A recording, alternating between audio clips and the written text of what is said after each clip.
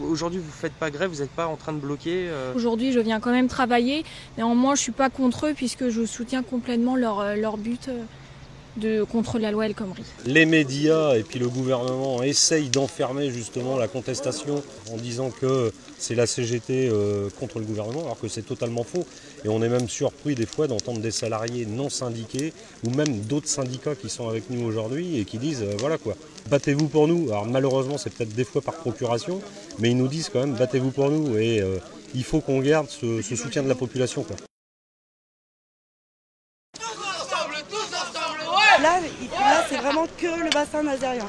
Donc c'est franchement énorme, quoi. Il y a tout le monde, quoi. Ah oui, il y a tout. C'est vraiment l'interpro comme jamais vu, quoi. Hier, on est allé distribuer un gros rond-point à Donge où il y a des routiers et on appréhendait un petit peu. Et ça a été que des encouragements, vraiment loin de l'image que veulent véhiculer les médias. Je pense que la manifestation d'aujourd'hui montre bien que le mouvement est loin de s'essouffler.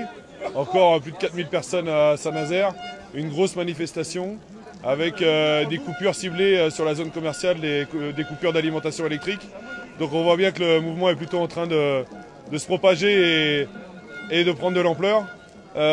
Si le gouvernement a encore réaffiché ce matin sa position ferme, nous aussi on est ferme pour que le gouvernement comprenne bien enfin qu'on est en démocratie et qu'il faut écouter le peuple, et quand le peuple dit non à une loi, il faut la retirer.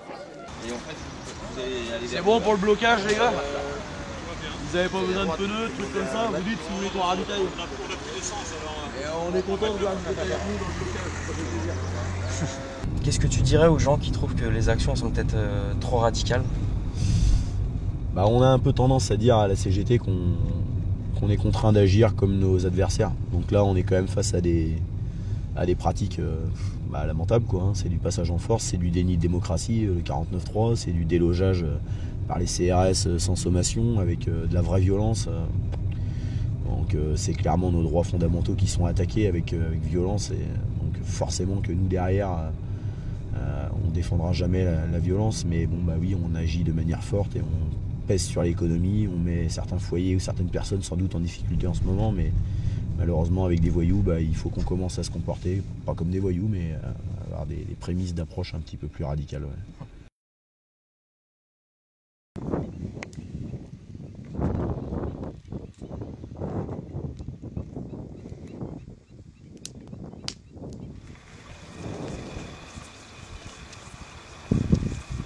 Nous, on est un petit collectif de la zone de Notre-Dame-des-Landes. La raison principale de notre présence, c'est ça, c'est de faire en sorte que les piquets de grève puissent tenir. L'idée, c'est aussi voilà, de faire des ponts, de montrer aux gens qu'il y a des formes un peu nouvelles qui sont possibles. Il y a une caisse là, si tu veux mettre quelque chose.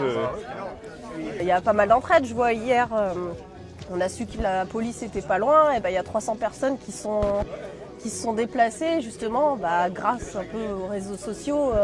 Ils se sont dit on va aller aussi les soutenir, quoi. Il y a des pertes de salaire. Au niveau de ma famille, moi, ma femme est là justement pour me soutenir en s'occupant des enfants pendant que moi je suis quasiment 24/24 sur le piquet de grève. J'ai envie de dire, là maintenant, c'est aussi pour leur avenir qu'on fait ça, quoi. Si nous on le fait pas maintenant, ils seront obligés de le faire dans quelques années, et avec sans doute des conditions encore plus précaires et plus difficiles pour le faire. Et puis c'est intéressant aussi pour l'avenir parce que nous à la CGT on a quand même un idéal de société, on a d'autres projets sur le travail et même sur la société en général. Et je pense que cette victoire là qui nous attend elle va être importante. Ça va montrer que le syndicalisme c'est le moyen aujourd'hui de réussir à lutter. Et donc pour moi l'outil qu'est le syndicalisme il va reprendre de l'ampleur, il va reprendre en fait justement de la force parce que les gens vont comprendre qu'il n'y a que par ce biais que ça peut fonctionner aujourd'hui.